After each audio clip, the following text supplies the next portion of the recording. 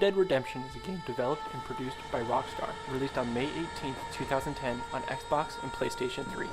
Like Grand Theft Auto, that is also made by Rockstar, Red Dead Redemption is an open-world game, meaning players can choose to accomplish missions from characters within the game, or just roam around hunting, horseback riding, and playing blackjack and other things. Because there is so much to do in the game and a lot of varied activities, the composers of the game came up with a lot of unique ways for the music to interact with the game. Before we get to that though, let's take a listen to one of the main themes you'll hear throughout the game, called The Shooter, written by Woody Jackson and Bill Elm.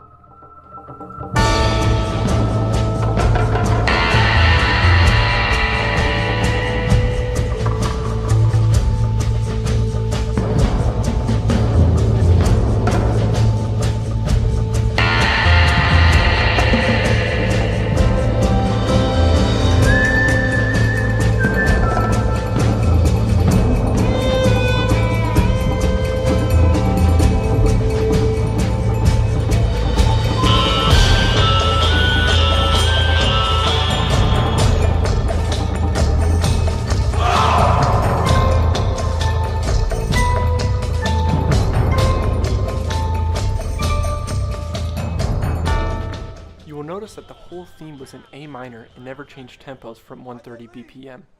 That's because to make the music more interactive in the game, they used a method of scoring games called vertical remixing. So instead of composing short cues for each section, they composed short musical phrases that could be stacked on top of each other. So for example, when you get in a horse chase, the bass guitar starts to come in, and then when you start a gunfight, the guitar comes in on top of that. On the screen, you see the composer's notes for ideas for some of the stems, and the way they would break them down for different scenarios within the game. Because they use vertical remixing, it makes each time you hear music in the game different in the way it's arranged and the way the phrases you hear first. But the drawback is every time you hear the music in the game, it has to be the same key and tempo.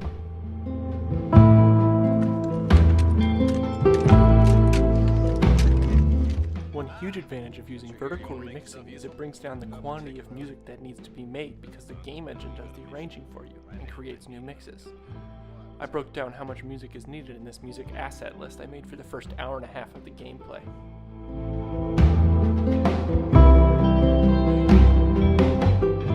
Now, as you can see, for an hour and a half of gameplay, there really isn't a lot of music that's going on, and most of it's just stems. Now, vertical remixing is lowering that number a little bit, but I think it's important to note right now that the game uses music sparingly and only when it's needed. It's not music wall to wall like a lot of video games you play today. And it makes the use of music very effective and makes it very needed when it happens, like this clip from the opening of the game. Now, this is the first physical gameplay that there is, and there's no music at all. And as we slowly approach the tavern, we start to hear the music playing as diegetic piano music.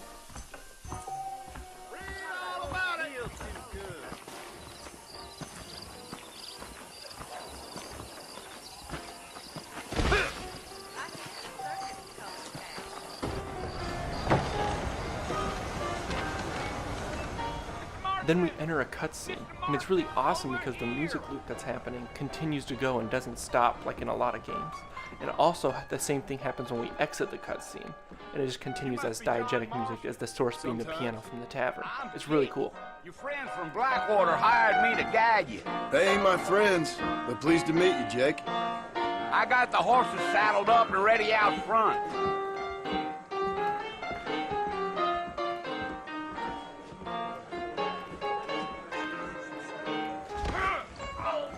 Then as we're leaving the tavern, the piano dies out as we move farther away from it. And then we have no music until we have a small guitar stem a little while out.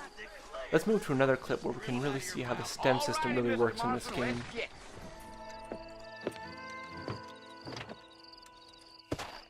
Head for Armadillo, friend! In this clip, we will see how the stem system works with enemies.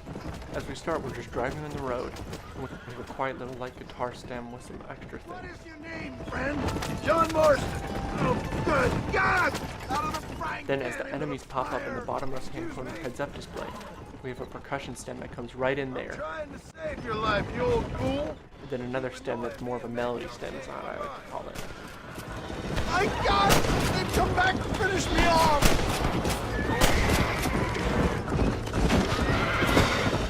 Then, as the enemies leave, the percussion stem stays in, but goes down in volume. Excellent work, to show that there's still enemies around. And then the string stem, or the melody stem that I like to call it before, goes completely away, signifying that there's no immediate danger. I can see that. Once again, I'm a victim of my own success. Go! So in this clip, we first start with the stem of the bass playing when you ride on a horse in a mission. He's headed for Pleasant's house. Let's stop so we can get a better look. Whoa!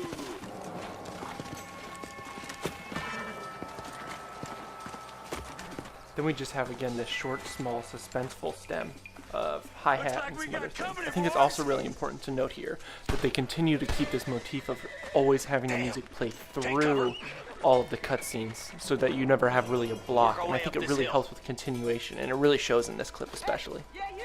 Over here! Nobody! Take cover behind that wagon to your right!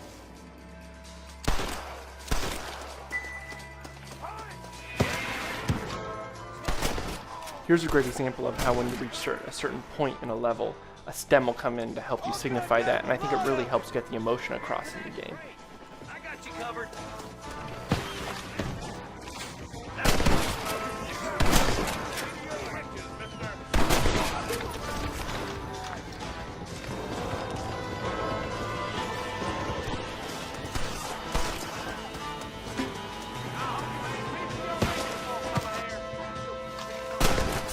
Another important aspect of the game Red Dead Redemption is the different areas, and one of the most important is when the character goes to Mexico. So whenever you're in Mexico, the composers tried representing that by using stems that had more of a Mexican tinge, with some Spanish guitar and some mariachi-like trumpets, as you can hear in this clip. Let's go.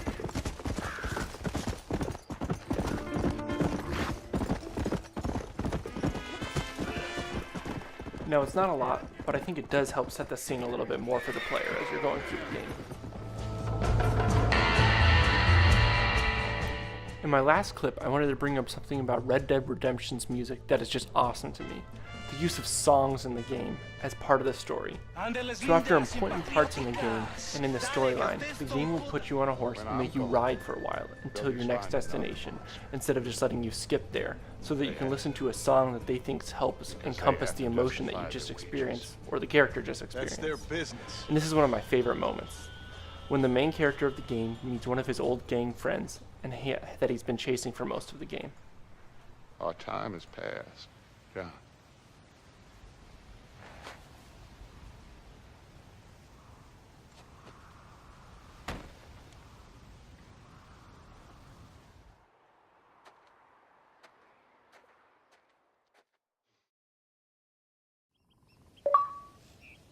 Come on.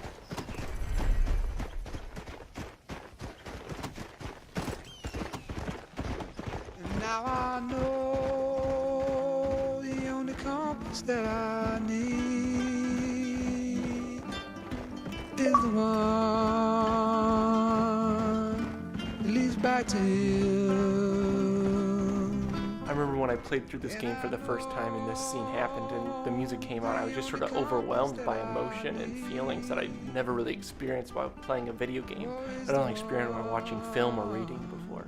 And it was just a truly magical moment that the music provided for me.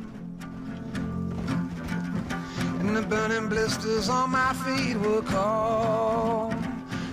This game is special to me, so it's a little bit biased review when I talk about the personal assessment of the success of the score to me. I think overall it's a really great score, and I think the idea of using music sparingly and instead of just wall-to-wall music all the time really helps it feel itself out, and I think it does a great job of knowing what to do when. And I think that's something that's really good. I also think the implementation using horizontal mixing is a great technique that was used really well in this game, and I think has been expanded on since then in the Grand Theft Auto series, and it's been really cool. So I think overall, I think this is a really successful score to a video game, and I think it's a really enjoyable game, and I think the score makes it just twice as much more fun. So thanks for watching.